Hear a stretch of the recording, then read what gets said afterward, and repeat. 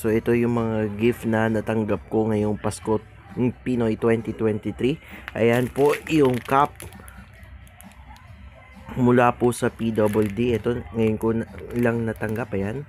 Napakaganda naman. So after 10 years, ngayon lang ako nakatanggap ng ganyan kasi yung ninang ko binigyan ako niyan dati, yung SpongeBob. Ngayon after 10 years, ito yung binigay. Ito di ko alam kung damit ito or what, galing dun sa aking kaibigan na tindera. Ito galing naman sa tita ko at sa mga pinsan ko. At ito naman yung cash na bigay sa akin ng kakilala ko sa Bangkal, Makati. And ngayon, buksan na natin ito. Let's unwrap, mga kaibigan. So ito, unahin ko na to buksan. Ayan, bubuksan ko na kung anong laman. Basta ang alam ko dito is damit, pero hirap naman tanggalin nito. Ayan, okay na. So anong laman nito? Wow, okay, damit na galing sa Gnex and Vanji Store, General Calentong. Okay, napakaganda ang damit.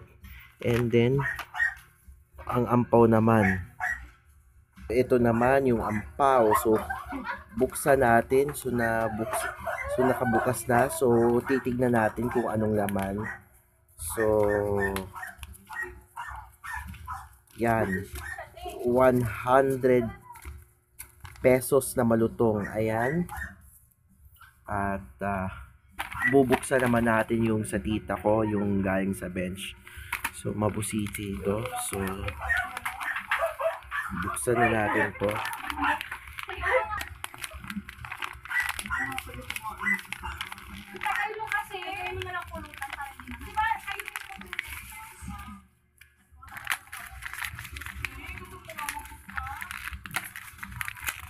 So ano to?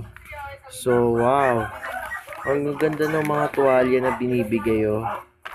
Wow, branded bench towel. Ayan, nakatanggap ako. Kulay pula. At saka ano to? Ayan, ang ganda ng tuwalya. Then t-shirt. Ito naman yung baso.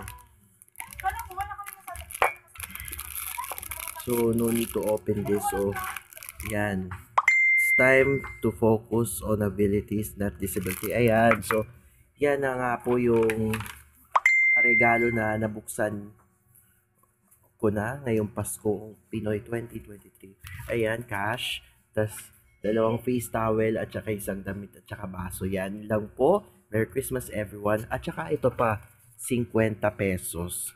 Galing naman sa kakilala. Isa ko rin kaibigan. Yan, oh. Remote.